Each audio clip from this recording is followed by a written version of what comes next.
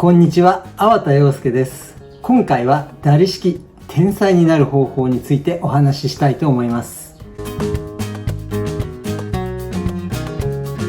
ダリっていうのはサルバドール・ダリ、近代スペインの三大アーティストの一人ですね。パブロ・ピカソ、ジョアン・ミロ、そしてサルバドール・ダリですね。代表作に柔らかい時計、燃えるキリンなどがあります。とてもクレイジーな作品です。そしてこのダリの本に人はいかにして天才になるかということが書かれているんですが、ダリの有名な言葉の一つに、毎朝目覚めた時、私は至上の喜びを知る。すなわち、サルバドール・ダリである喜びを。そして人はいかにして天才になるのか、ダリの一番のお気に入りのテーマだったそうです。そしてサルバドールよ、君は真実を知っている。君が天才を演じるなら君は天才になるのだ。これがダリの結論です。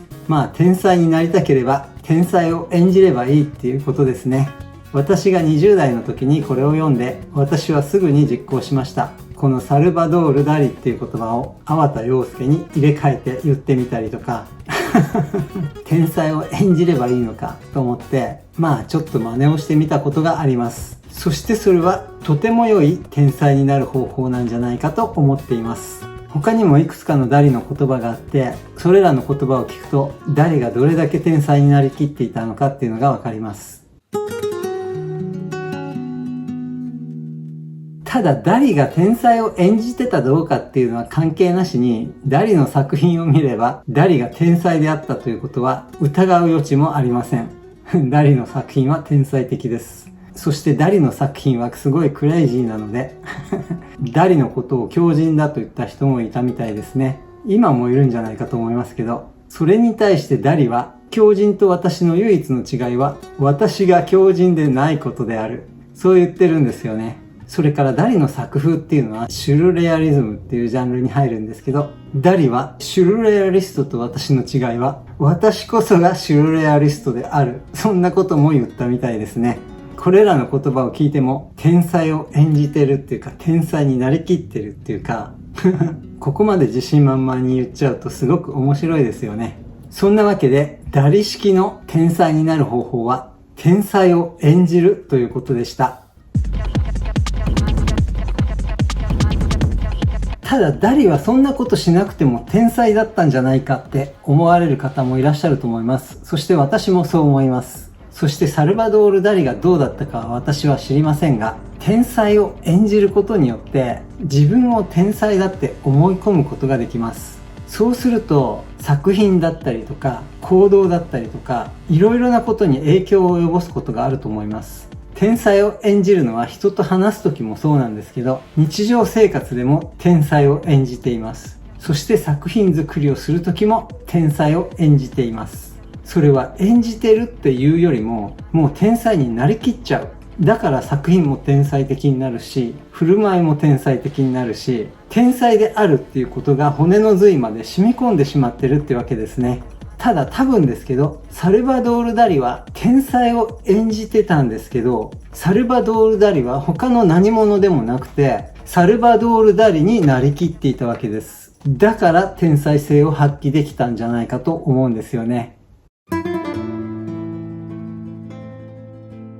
サルバドール・ダリにも、私にも、あなたにも、世界中のどの人にでも、何らかの天才性っていうのはあるんだと私は思っています。天才っていうと何か大それたものだと思われるかもしれませんが、自分の天才性っていうのは自分が得意なことで、自分にとってはそれほど特別なことじゃないんじゃないかと思います。絵を描いたりとか芸術作品を作る才能だったりとか、それ以外の普通の人ができることができるっていうのも才能だし、自分自身の特性っていうことなんですよね。そして天才になりきるっていうのは、天才を演じるっていうことですね。それは天才という特別なもの、それになりきるっていうことです。だから自分にとっては大したことじゃないことを、これができるっていうことを天才なんだというように振る舞うってことですね。だから私はサルバドール・ダリのような絵は描けないんですけど、私のような絵は描くことができます。そしてそれは私にとっては当たり前のことなんですが、その当たり前のことを特別だと考えてそして天才のように振る舞うということですね。他人の特性っていうのは自分が持ってないものですから、なんか特別なもののような気がするんですけど、自分の才能っていうのは、自分の天才性っていうのは自分が楽に、そして楽しくできることです。楽しくなかったとしても楽にそつなくこなせることです。だから自分にとっては何でもないことなんです。でもそれができない人にとってはものすごい天才性だったりするわけです。そしてそれが楽しければ継続しちゃうわけです。楽しいっていうのはワクワクしたりとか生きがいを感じるとか、そういったことも含むんですけど、そこまでに感じなかったとしても、ただなんとなく楽しいとか好きとか、嫌じゃないとか、その程度でもいいと思うんですよね。ただ本当は楽しいのに、楽しいっていうことに気づいてないっていうこともあるんじゃないかなって多くの人を見てると思うことがあります。だけど天才を演じることによってその楽しさっていうのに気づくこともあります。なぜなら自分が普通にできることを大げさに天才だって言ってるわけですから、些細なことだと思っていたことでも何かすごく特別なものに思えてくるんですよね。そうすると楽しいっていう自分の感情にも気づくし、それから自信がついたり自己肯定感が上がったりするっていうことにも役立つと思います。この演じるということのポイントとなるのは、自分自身を演じるということで、他人を演じるということではないということです。自分自身の特性を知って、そして自分自身を天才的に演じるわけです。というか、自分自身を天才として演じるわけですね。ですが、本当の自分以外の自分を演じてしまうことによって、長い目で見たときに自分を見失ってしまったり、とても苦しい思いをしたりする場合があるんじゃないかと思うんですよね。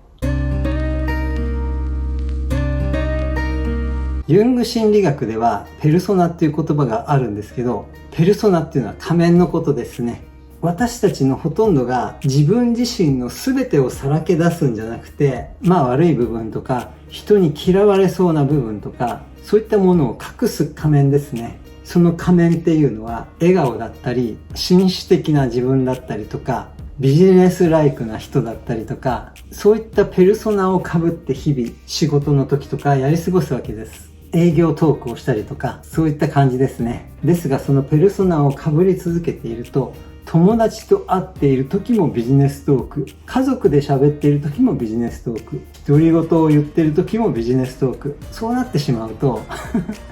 自分自身がなくなっちゃうんですよね。それでメンタルが病んでしまったりとか、そういったことがあるんです。90年代にマスクっていう映画がありましたけど、映画でもそういったマスクだったり、もしくは理想の自分とか、あとは別の人格とかに本当の自分が乗っ取られてしまうっていう話があったりしますよね。まさにこれがペルソナなんですけど、ペルソナをずっと被ってると大変なことになってしまいます。ペルソナをずっと被り続けていくと、ペルソナが脱げなくなってしまうっていうか、本当の自分がわからなくなってしまうんですよね。だからこの天才を演じる時も、自分以外の天才を演じるんじゃなくて、本当の自分の天才性を演じなければ結構辛いことになるんじゃないかと思うし、作品作りっていうのは自分が現れるものですから、別の自分を演じることでいい作品ができることもあると思うんですけど、長いスパンで見ると天才になるための天才を演じるっていうのはもうずーっと天才でいるわけですから、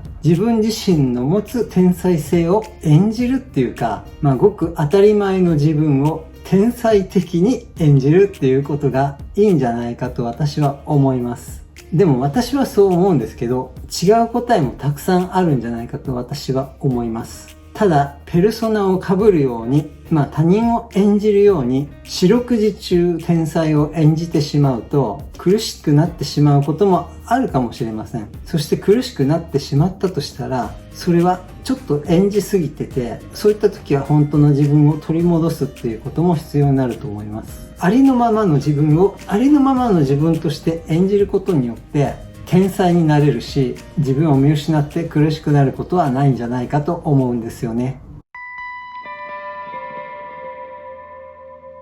逆に言うと、天才を演じるっていうのは何か別のものになって真の自分を隠すために演じるんじゃなくて、ありのままの自分であるっていうことなのかもしれませんね。あまりにもありのままでありすぎるっていうのは普通とちょっと違いますから、普通はさっき言ったペルソナを被ってるわけですね。だからペルソナを被っているのが演じてる状態なんだけど、演じてるんじゃなくてありのままをバーって出すことによって、そっちの方が普通に考えると演じてるように見えちゃうのかもしれませんね。だから天才を演じるっていうのは実は演じてるんじゃなくて、ありのままの自分の天才性を正直に表現する。だから天才性が現れる。そういうことなんじゃないかと今話をしていて気づきました。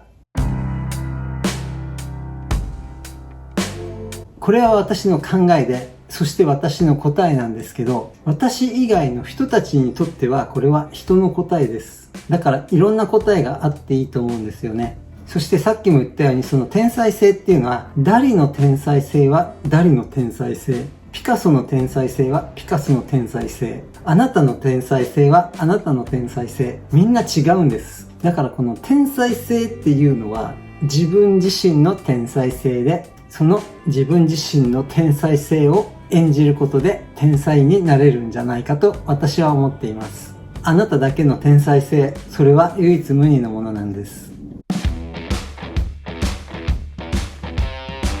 最後に天才に関するダリの言葉をいくつか紹介いたします。一つ目が、天才になるには天才のふりをすればよい。それから、私は永遠に生きる。天才は死なない。そして最後はちょっと長いんですけど、私が一番いいと思ったものです。私は天才になるし、世界は私を称賛するだろう。評価されないかもしれない。理解されないかもしれない。しかし天才になる。偉大な天才にね。なぜなら私はそのことを確信しているからさ。他にもダリの言葉ってたくさんあるんですけど、私はそんなたくさん知らないし、聞いたことがある言葉も多くのことを覚えられないんですが、なんかこういう歴史的に偉大な人が言った言葉っていうのはすごく面白いですよね。さっきも言ったんですけど、私が20代の時にこのダリの本を見て、天才を演じれば天才になれるみたいなことをダリが言ったっていうことを知って、なるほどと思ってすぐに実行してみたんですけど、そして天才を演じてみた時に自分自身の優れてる部分と劣ってる部分を考えました。そして優れてる部分は当たり前のように天才だっていうこととつながるんですけど、劣ってる部分もこれは紙一重で、私はこんなことができない。だからこそこういうことができる。